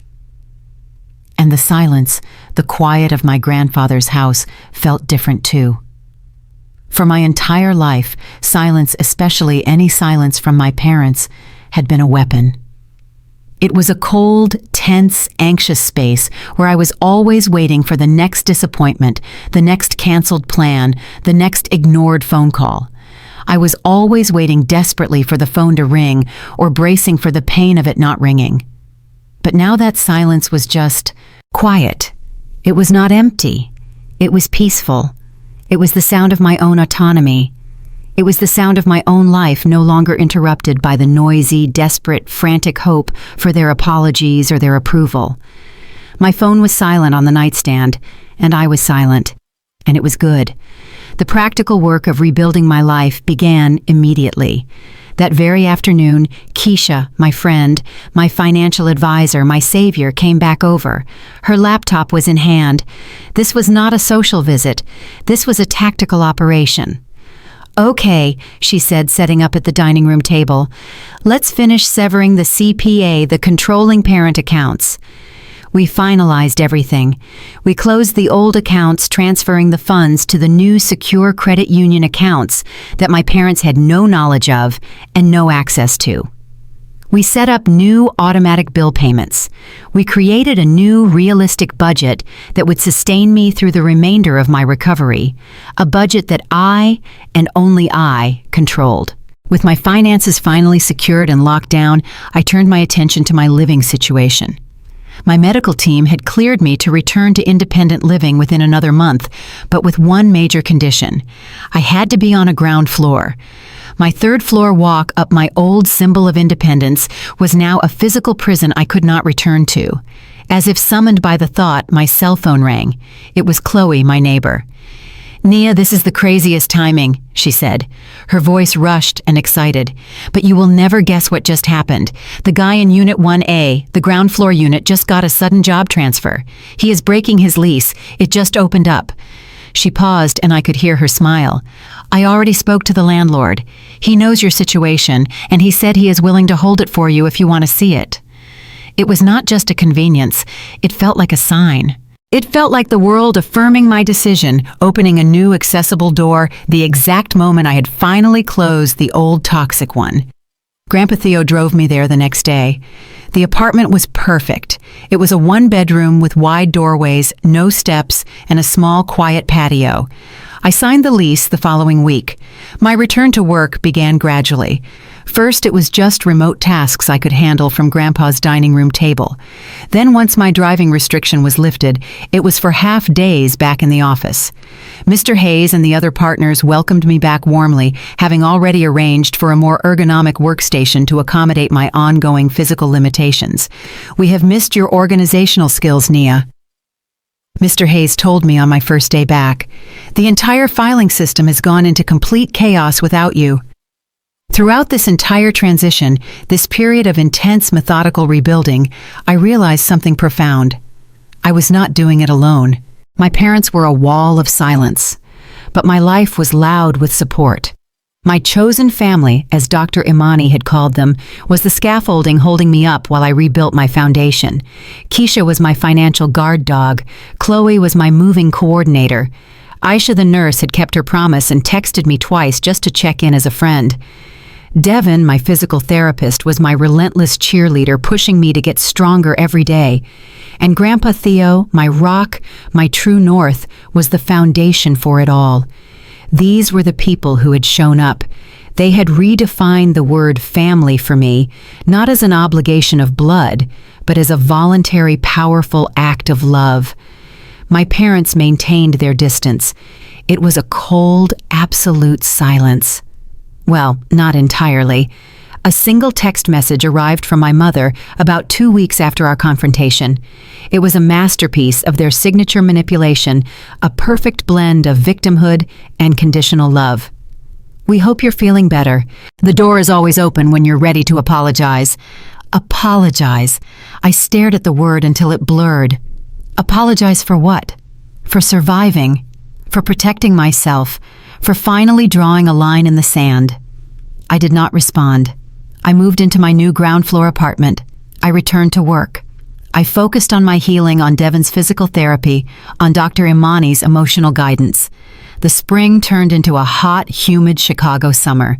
The leaves began to turn. 6 months after the accident, a letter arrived. It was a thick, cream-colored envelope addressed in my mother's perfect, elegant handwriting. I let it sit on my kitchen counter for a full day before I found the courage to open it. The tone was not what I expected. "Dear Nia," it began, "I have been doing a lot of thinking since our last meeting. While your father remains hurt and angry, I have begun to question some of our choices over the years." She went on to explain that the hospital, as part of its standard billing and records procedure, had mailed them a complete copy of my medical records from the accident, the entire file. "Reading through them," she wrote, and I could almost hear her voice trembling, "seeing in black and white how close we came to losing you, reading the surgeon's notes about the internal bleeding, and realizing that we were at that exact moment showing a house."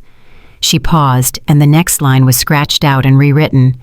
"A house that in the end didn't even sell. It has forced me to confront some uncomfortable truths." I read that paragraph again, and a third time, "How close we came to losing you." It was the first time she had ever in any form acknowledged the actual life or death severity of what had happened. And then, the second part, "didn't even sell." The bitter, devastating irony of it. They had traded their daughter's life for a commission they did not even get. The sheer transactional ugliness of it was so stark that even she could not ignore it any longer. "I am not writing to ask for your forgiveness," the letter continued. "I do not think I have earned it, but I would like the opportunity to talk, just the two of us, if you are willing. No agenda, no expectations." I shared the letter with Dr. Imani, who encouraged me to consider it, but only if I felt I could maintain my new hard-won boundaries. I shared it with Grandpa Theo, who read it thoughtfully, his glasses perched on his nose. "People can change, Nia," he said, handing it back to me. "Not everyone does, and not always all the way, but it's possible. Your mother," he added, "always had more capacity for self-reflection than your father." I agreed to meet her. We chose a neutral location, a coffee shop halfway between our homes. The first 10 minutes were excruciating. It was a minefield of awkward small talk about the weather, about her garden, about my work. Then she put her coffee cup down and stared into it, her hands clasped tightly on the table. "I joined a support group." She revealed her voice, barely a whisper. She would not look at me. "It's for parents. Parents who are estranged from their adult children." She took a shaky breath. "The stories I heard, the other mothers, some of them, they sounded too familiar. I did not like seeing myself in those stories." It was not an apology. It was not a confession of her own guilt, but it was something I had never seen from her, not in 25 years. It was vulnerability. It was a crack in the massive, polished, impenetrable wall of pride and denial they had built around themselves. And I realized sitting there that my new life had room for cracks. It just did not have room for those impenetrable walls. We agreed to meet occasionally, lunch once a month, no discussion of financial matters, no pressure for more than I was comfortable giving. It was a beginning, tentative and fragile, but real. I asked about my father. She sighed, a deep, weary sound. "He's not ready," she said. "He might never be. His pride." She trailed off, then squared her shoulders. But I am here for myself. My physical recovery progressed beyond what my doctors had initially predicted. My determination, the trait my parents had always dismissed as stubbornness, was now my greatest asset. My body mended, my bones healed, the scars faded. By the 1-year anniversary of the accident, the day that had almost been my last, I was not just walking. I was hiking moderate trails with Aisha's group. I had returned to my yoga classes. I was even to my own astonishment considering training for a 5K. Professionally, I thrived. The fire I had been through had forged me. My experience navigating the labyrinth of insurance claims, medical bureaucracy, and legal forms gave me an invaluable first-hand insight that translated directly to my work. I was not just organizing files anymore. I understood the panic and fear our clients felt. I knew what it was like to be on the other side of that desk. 6 months after I returned to the office full-time, Mr. Hayes called me in. I did not just get my old job back. I received another promotion. This time, it was to paralegal specialist. My new focus, my specialty, would be on personal injury cases. I could use my own first-hand knowledge, my own pain, to help guide other people through the darkest, most confusing moments of their lives. I could be the advocate I had so desperately needed. Grandpa Theo remained my rock, my true north. Our relationship evolved as my independence and strength grew. Our weekend dinners became a sacred, non-negotiable ritual. But now I cooked for him in my new, accessible ground-floor apartment just as often as he cooked for me in his house. He taught me how to make his famous fall-apart pot roast, and I introduced him to international cuisines he had never tried, his eyes wide with delight. One evening, about 1.5 years after the accident, we were sitting on his porch swing just as we had the night before the confrontation.